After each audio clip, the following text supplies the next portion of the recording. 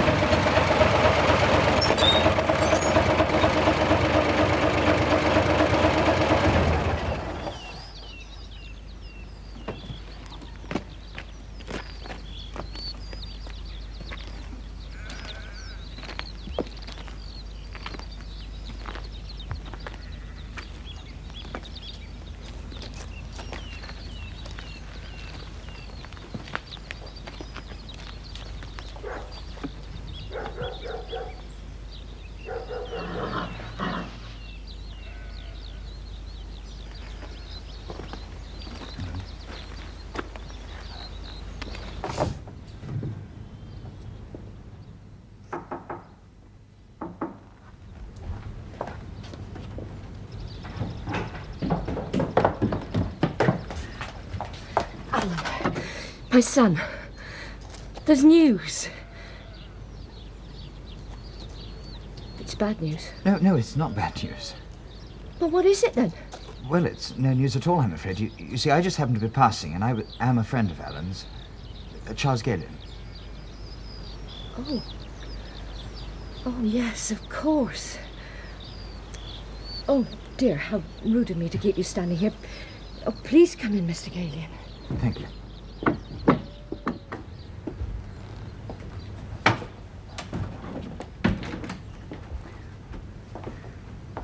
Well, Alan never stopped talking about you. I'm at Marshfield Reserve Squadron. Marshfield, oh, fancy that, the other side of Caxton. Well, I never thought to see you here. About 7 or 8 miles, I think. Probably a little less, It certainly was not anymore. Charles on every other page of Alan's letters. I've been there now for a couple of weeks. I thought you'd still be in France. No, they sent me back as an instructor. Instructor now? Oh, fancy that. But I was just looking at the map before taking an advanced pupil on a flight by compass, and, well, there it was. I'm sorry. Beckett's Hill. Oh. It was something of a joke between us, you see. Alan used to talk of Beckett's Hill as if it were Paris or New York or somewhere, as if everyone should know exactly where it was, and of course, no one had ever heard of the place. Actually, I wasn't just passing, as I said just now. I have set out on a couple of previous occasions, fully intending to call upon you, but somehow changed my mind and took the car somewhere else. You see, I thought it might not be wise. I was right. Not wise at all, was it? No, it was very good of you to come, Mr. Galen. I'm sorry, it's just when I saw you standing down there in the yard... Idiot that I am, it never occurred to me that you might think I was bringing news of Ellen. I'm so sorry. Please, sit down. Thank you. I'll make some tea. How long are you going to be at Marshfield? I don't know. Well, that is, they don't tell you. And then, will they be sending you back to France? Yes, I expect so. To Saint Marie? Well, that rather depends wherever they choose to send me, really. Reported missing, that was all that they told me. Well, I could tell you what he was doing at the time, how he was shot down, but I don't think it would help.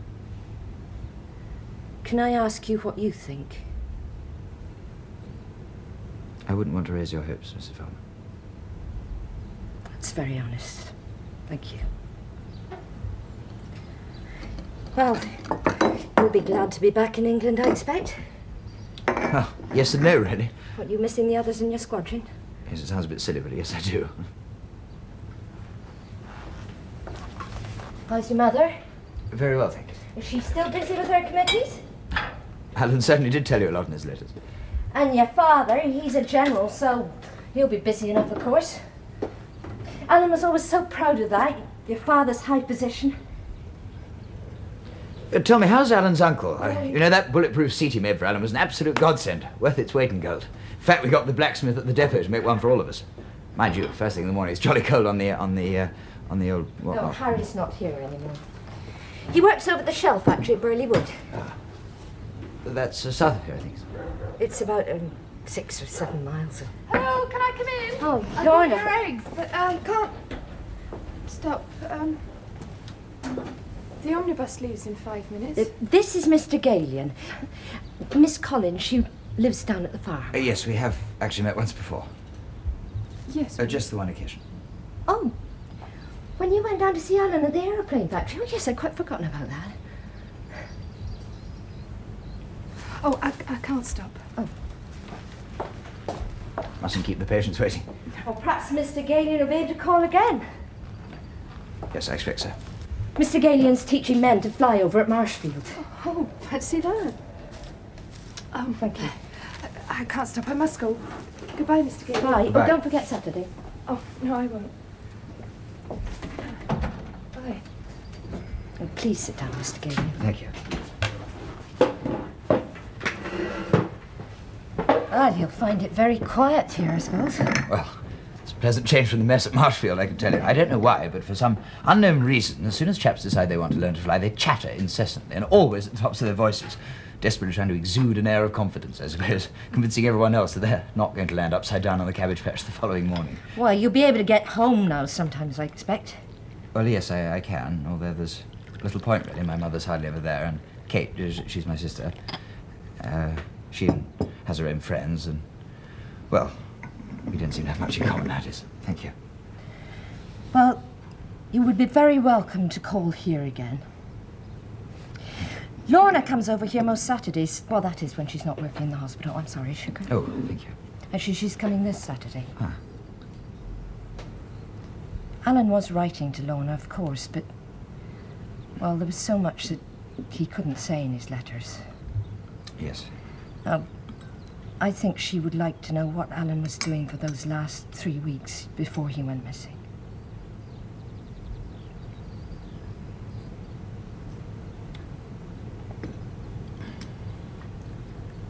You know, I have the distinct feeling the wind's going to drop, so I really oughtn't to stay very long. You see, we're only allowed to take chaps up in ideal conditions. That's mornings and evenings, mostly. Anything like a wind, it's considered much too dangerous for them. Although, personally speaking, I disagree. In fact, I disagree with the entire flying training system. Not that there is a system, really, and that's the trouble. You see, with so much emphasis placed on safety first, it means that chaps get over to France without any chance at all of surviving. Before they've learnt enough to get themselves out of trouble, they're shot down and killed. But I have been doing some serious thought about it and written rather a lengthy paper on the subject, containing suggestions for a proper flying training system under instructors who are specially chosen for the job. Oh, Lord, I'm sorry. No, Don't want to it's listen at all. interesting. Mrs. Farmer, I came here today to say... Well, frankly, I don't know what I did come to say, but... I want you to know that Alan was a very brave man. A very honest man, and we all liked him a great deal. And having come here and seeing this place, meeting you, I can understand. Speaking personally, he was the best friend I ever had.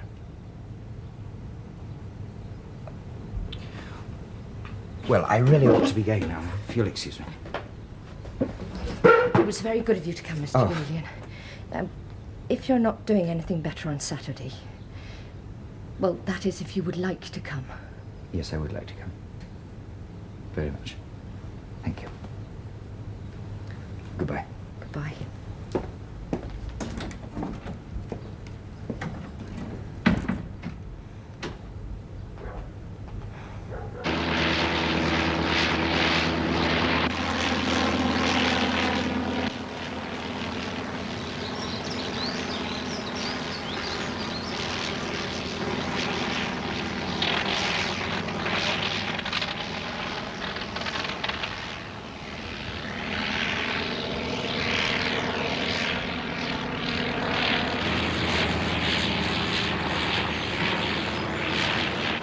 Oh, get your nose up. Get your nose up, you idiot.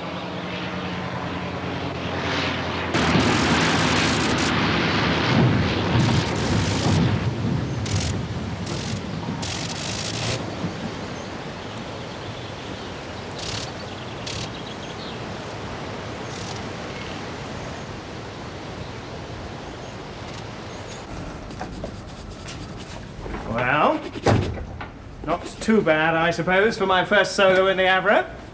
Not too good, either. Thank the Lord Mr. Galen wasn't watching. He was. But he said he was going off to get a cup of coffee. That was decent of him. Thought it'd make me feel less nervous.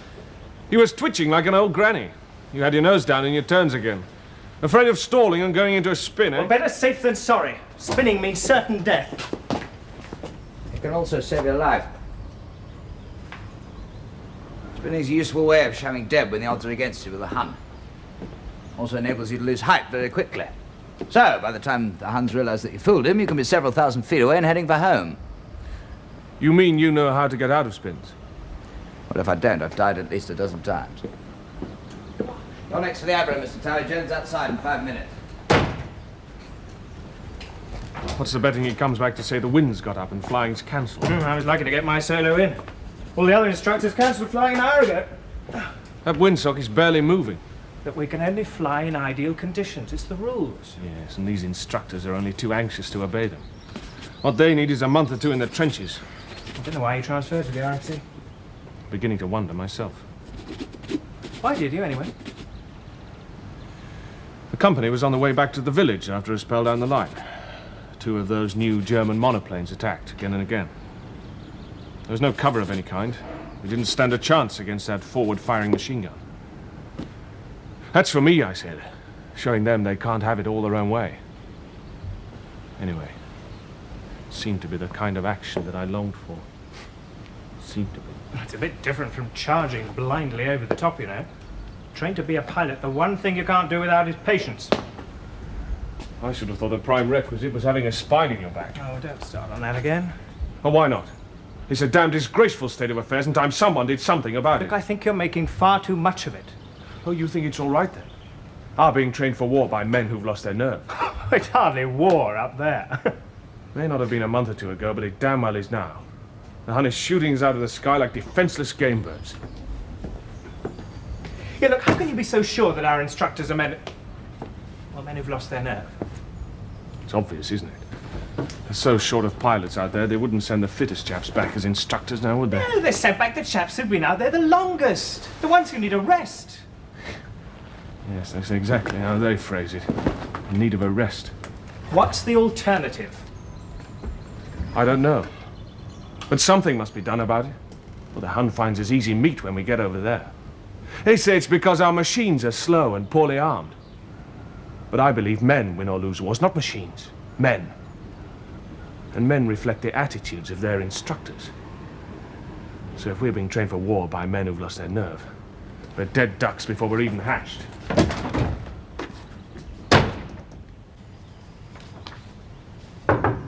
Come in.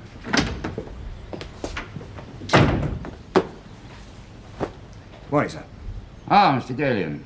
Sir, I shan't take up much of your time, sir. I just wanted to leave this with you. I wanted a word with you, Galen. Yes, sir? You sent a pupil solo this morning. Yes, I did, sir, Mr. You were Weston. aware that all the other instructors cancelled flying training this morning. Yes, sir. They even decided against flying with their pupils. But you chose to send a man up alone on his first solo in the Avro. Well, sir, I considered Mr. Westerly capable of flying solo, sir, despite the fact there was something of a north wind. You were proved right. Fortunately. So what is all this? Well, sir, I've been giving the problems of flying training some serious thought, sir. Oh, indeed. In all of the 14 days since you arrived here. You know, I've been concerned with flying training on and off for more than 3 years now, and I've given it hardly any thought at all. I've been far too busy teaching people how to fly. Well, speaking personally, sir, that I'm not busy enough, and in my opinion, that's one of the main problems. You see, pupils don't get nearly enough flying time, sir. We can recruit men to the flying corps, Mr. Galen. We cannot recruit the weather. You have been giving it some serious thought, haven't you? Well, I'm sure it won't be a waste of your time reading it, sir. You see, it's a whole new system of flying training. New system? Perhaps I should say a system. I mean, well, we really haven't got any system at all at the present time, have we? So, what do you expect me to do with this? Well, sir, I wanted your opinion, and if it was favourable, I thought that you might recommend it to the commander of the training division. I see. Well, I'll do my best to plough through it this weekend, and we'll have a chat on Monday. Thank you, sir. Mr. Galion. Sir? You've no other pupils flying this morning, I take it? Well, sir, I had intended going up with Mr. Tower Jones. That north wind has stiffened considerably in the past half hour. Yes, sir, I had noted that. So I think perhaps I ought to remind you of something I told you when you first arrived here, Mr. Galion. In view of the acute shortage of aeroplanes and pilots to fly them, I always urge my instructors to feel personally responsible for the loss of aircraft and pupils, particularly when they contemplate turning a blind eye to the rules made for the safety of one and all. Thank you for reminding me, sir.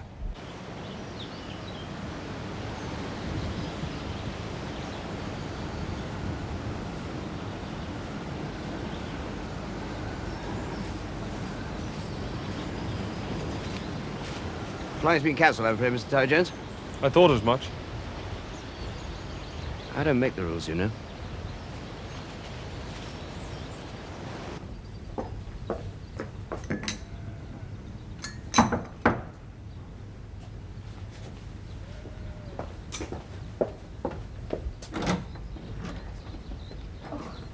Hello. Good afternoon. Mrs. Farmer is expected. Yes, please come in. Thank you. She's out at the moment. She won't be long. Oh, I brought these for Mrs. Farmer. Oh, thank you. They're lovely. She'll like them. She loves flowers. Splendid. Oh, please sit down, Mr. Galion. Thank you. How's your mother? She's very well, thank you. She's still busy with her committees. Oh, yes, she is. Is your father still in France?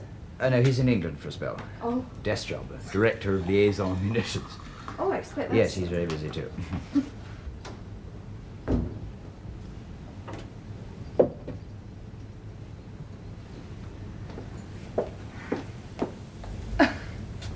I expect Mrs. Farmer asked you all these questions.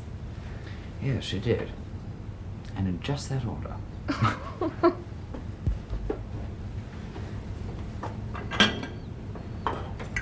I expect you'd like to ask about Alan. What he was doing those last few weeks and so on.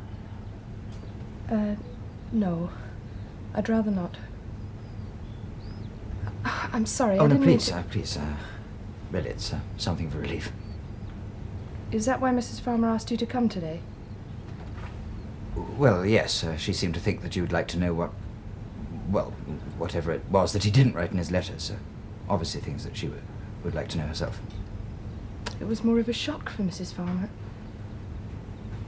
I don't quite understand. Well, you could say I was more prepared for it. You see, I knew he wouldn't come back from France. Well, he's only reported missing, you know. That doesn't necessarily mean to say that he won't be coming back. When it came to the end of his leave, when it was time for him to go, I knew I should never see him again.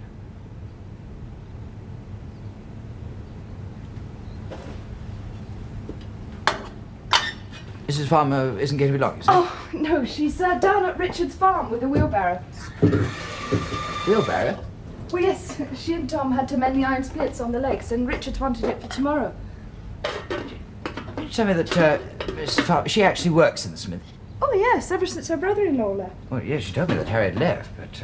Well, you see, she couldn't afford to get another man. She couldn't afford to pay him, and so it either meant working herself or selling it. Well, this smithy's been in a farmer family for 4 generations. Her husband, Will, was proud of that. Yes, I can understand. Oh, look, let me do that. Oh, no. No, come along. Now, where do you keep coal? Across the yard. Oh, you can fill it in the smithy, though. It's just through there. You know, if you're so convinced that that he's not coming back, I do understand you not wanting to talk about it. Mrs. Farmer still has hope. Well, that's why she likes to talk about it. It strengthens that hope. Yes. Sometimes I think it's wrong. My coming to sit with her and talk about it. She asked me what I thought, you know. I said I didn't want to raise her hopes. Anyway, I was going to fill this, wasn't I? Yes. Probably best then if I steer the conversation away from Ellen. Yes. Right.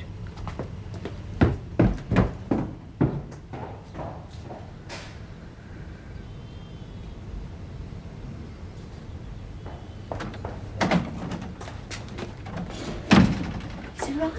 Yes. Where is he then? He's in the smithy filling the coal scuttle. Oh, Lorna, for goodness sake, you haven't sent the poor boy fetching Not coal. sent him. No, he offered. Well, you shouldn't have let him. He's a guest. Well, so am I. Oh, no, you know what I mean. He's not used to that kind of thing. He's a gentleman. Oh, that's exactly why he wouldn't let me carry that heavy coal scuttle. You should try lifting that milk churn of yours in the mornings. I doubt he could. He is nicer, isn't he? Yes, he is. Have you talked about Alan yet? No, not yet. Good afternoon, Mr. Farmer. Good afternoon. I'm sorry I wasn't here when you arrived. Please No, don't. absolutely not. Not a bit of it. Now then, if you've been working in the smithy all day long, you'll need something of a rest. Now then, all has prepared the tea. So, No, but no buts. Come and sit down. Ready? thank you. Oh,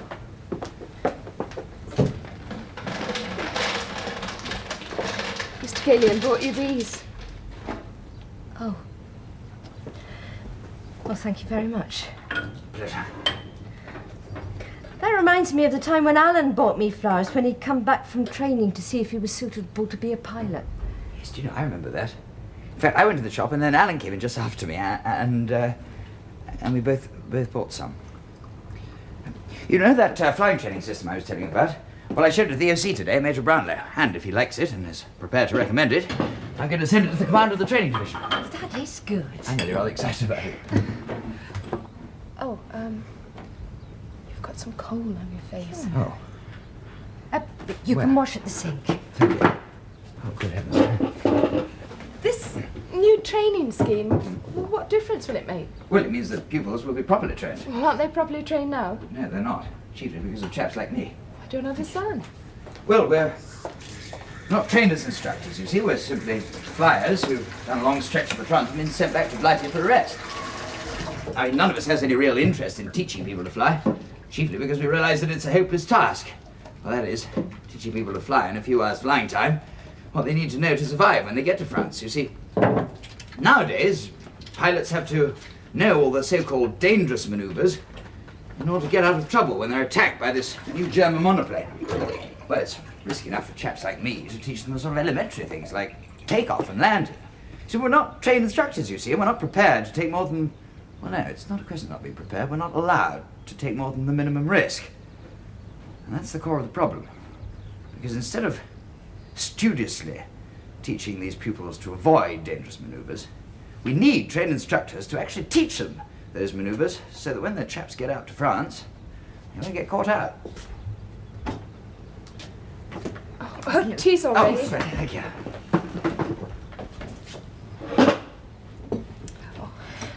When do you have to be back at Marshfield? Thank you.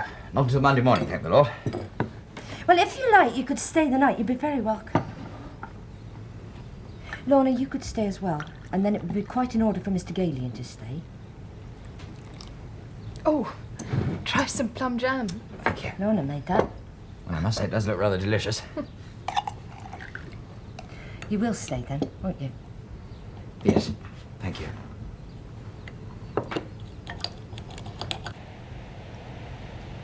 I'd give anything to know where Alan is. He's been taken prisoner. I'm sure of it. We'd have heard. It's a mistake. Someone's forgotten to write his name down.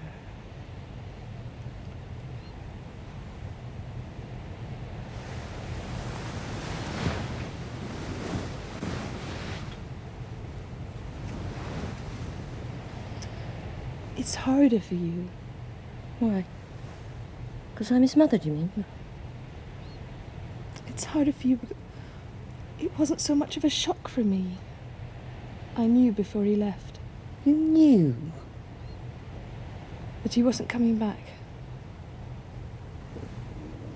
It's a mistake. I'm sure of it.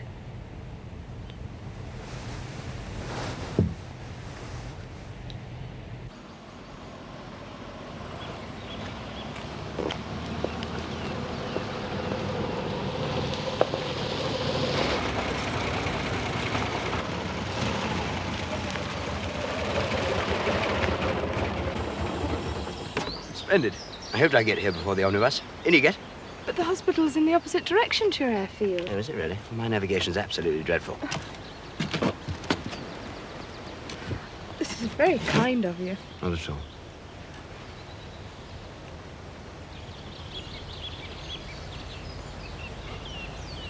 There's no life for a woman, is it? What? Mrs. Farmer. Oh. Well, I mean, well, you know, all that heavy work in the smithy and then alone night after night in that kitchen. You know, Alan never used to talk about his mother very much. We used to think about her a great deal. I do know that. The thing is, I feel sort of... Well, it's incumbent upon me. No, damn it, not incumbent, but... Hell, I just like to do something for her. Puzzle is what? I suppose I could call in once or twice a week while I was at Marshfield. Yes, she'd like that. And then again, last night in bed, I had another thought. You didn't sleep either.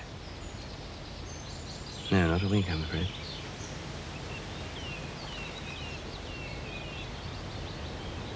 Suppose Mrs. Farmer's never been flying. No, she hasn't. Huh.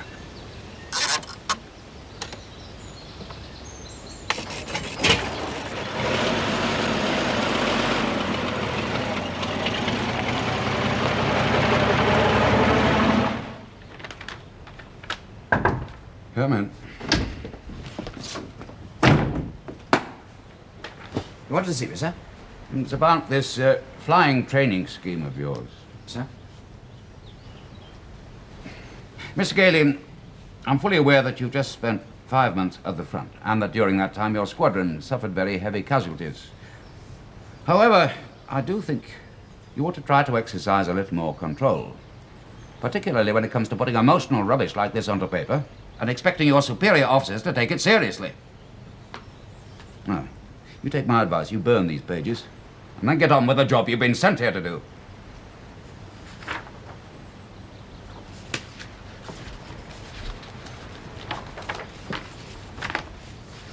Sir, if you'll forgive me, sir, I still think we're desperately in need of a proper flying training system, sir.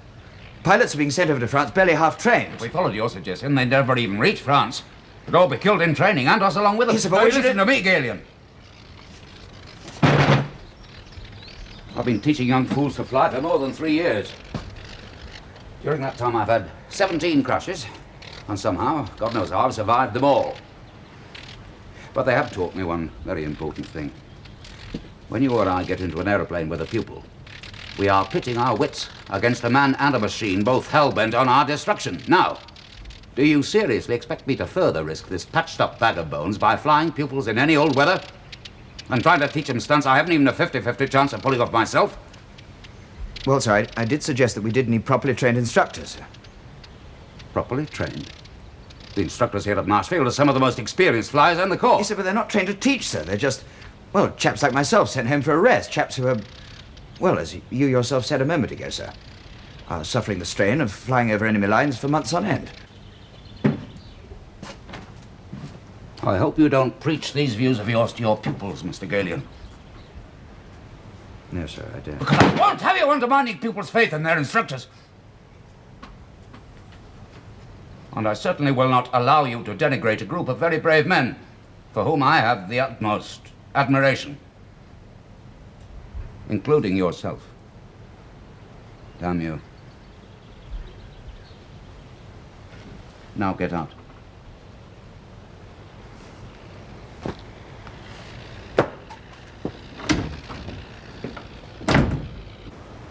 Here he comes now. If there's no flying this morning, then I shall have something to say.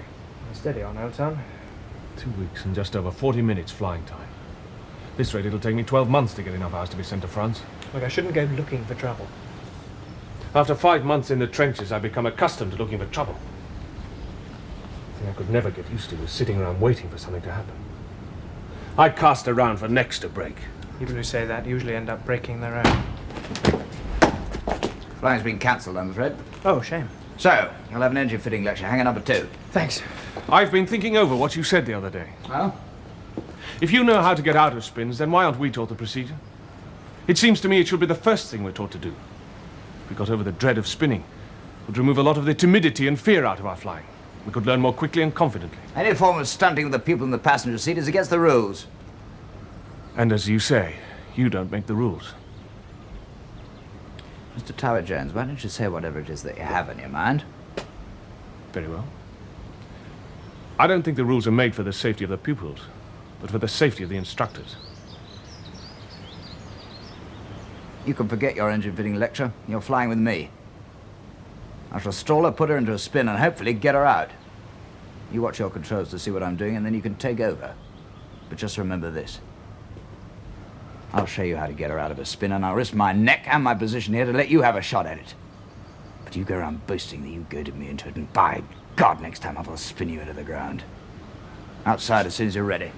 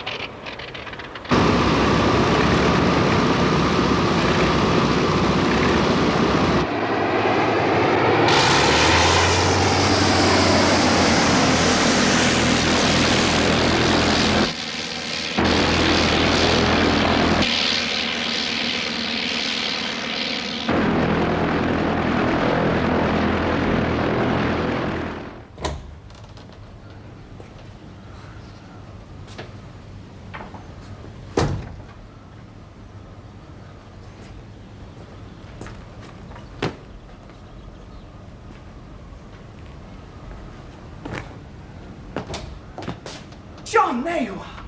Gosh, that was absolutely splendid. I drove out to watch it. Marvellous. Well, got spinning lick now, eh? Did you pull her out yourself, or did Mr. Galian take over? No, I pulled her out myself. Yeah, the OC didn't find out, did he? No, he didn't. Well, what's that then? It's these instructors. I realized this afternoon what it must be like for them. Mr. Galian sitting in that spinning machine, staring death in the face, watching it come closer.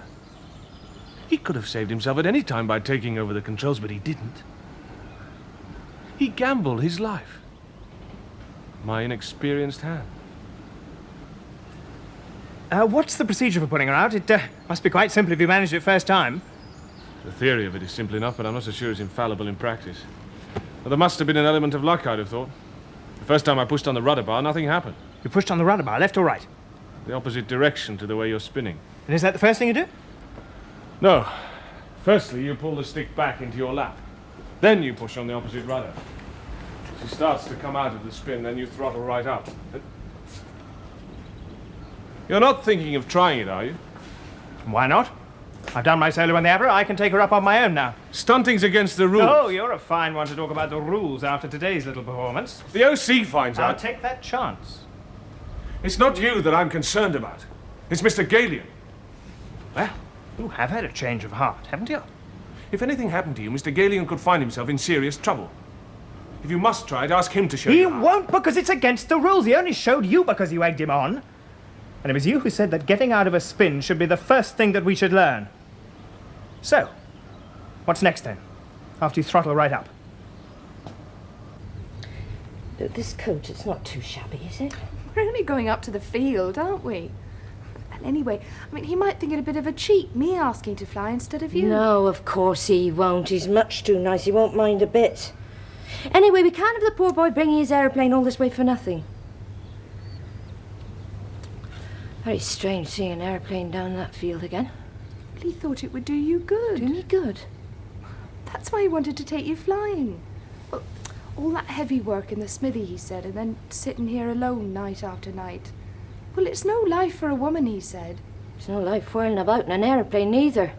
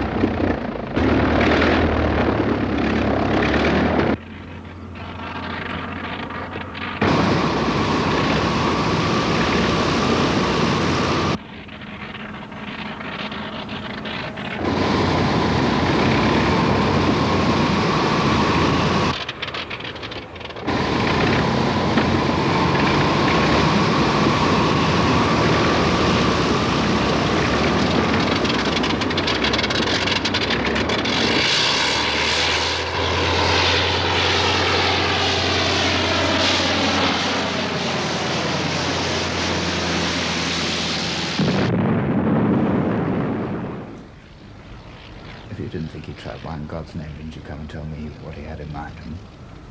I tried to. I couldn't find you. If he was that keen, he should have asked me to take him up and show him how. It's against the rules, so I didn't think you would. You only showed me because I goaded you into it. As I said, sir, it's my fault. I shall explain to Major Brownlow. I'll tell him myself. Look, sir, I think it's only fair that... You've done quite enough already.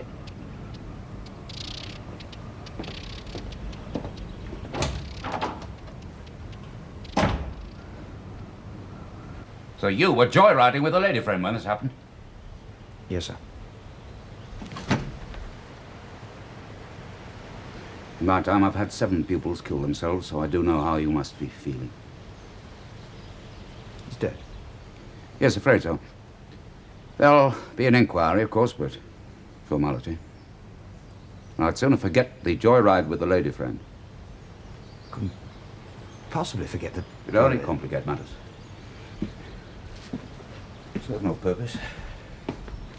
Whether you were here, in the mess, or in Timbuktu, there was nothing you could have done to save him. But it wasn't an accidental spin, sir. Mr. Westerly got himself into a spin quite deliberately in order to get himself out again. You went up to try that on your instruction? No, sir, but I'm to blame, sir. You see, it's my responsibility. You drink this. Come on, drink it. It'll make you feel better.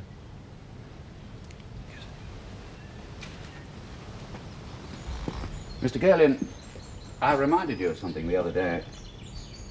I said you were to feel responsible for your pupils. That's quite enough. I did not mean that you are responsible for it.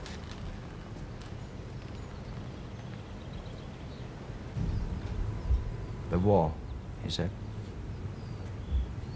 The war is responsible for Westerly's death. Sear's very decent. You sound as though you wish you weren't. Not at the time. I was relieved. Grateful. No. I know it was my fault. You were doing what you thought was right. That training scheme of yours was to save young lives.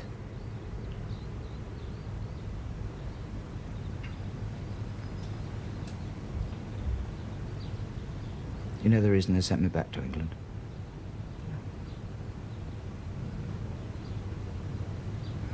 I lost my nerve.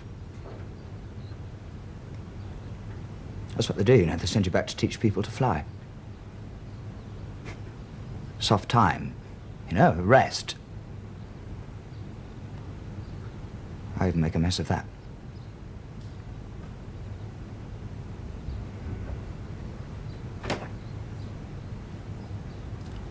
Look, I'll make some tea. Would you like some cake with your tea or some Alona's plum jam? You know the ironical thing? Tell myself I come here to cheer you up. Well, I was singing in the smithy today and I haven't done that for a very long time. So, would you like cake or plum jam or... Cake, please. But don't tell Lorna. She said she might be a bit late. Did she? You could go and meet her if you like. Yes, I could. She takes the shortcut across the fields.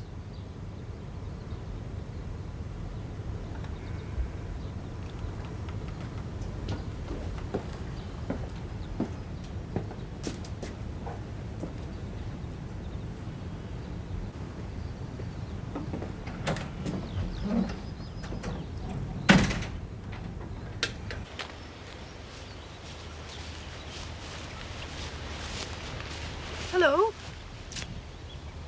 Hello?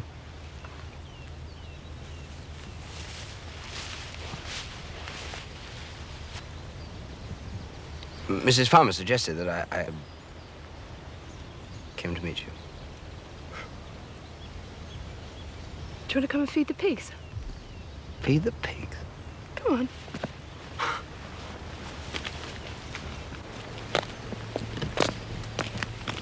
You know, you're quite right. Mrs. Farmer hasn't given up hope. She's still quite confident that Alan's still alive. I've told her what I think. When? Last Saturday night when I stayed there. Come on. Oh.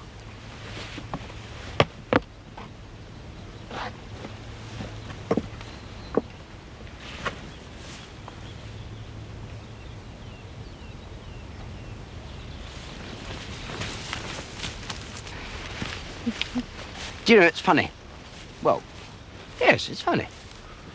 Born and bred in the city, and yet I feel part of all this. Tell you something. What? Born and bred in the city or not, but I could race you to that fence. I don't think you could. Alan could only run just that bit faster than me. Oh, really? Well, we'll see about that. On the count of three. All right. Are you ready? 1, 2, 3! Oh! You all right?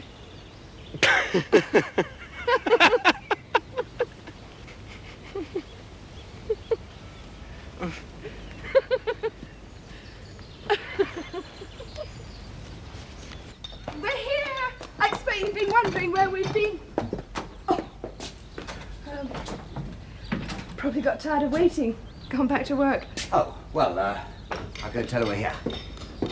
Of course, Caxton's not that far away from Marshfield, is it?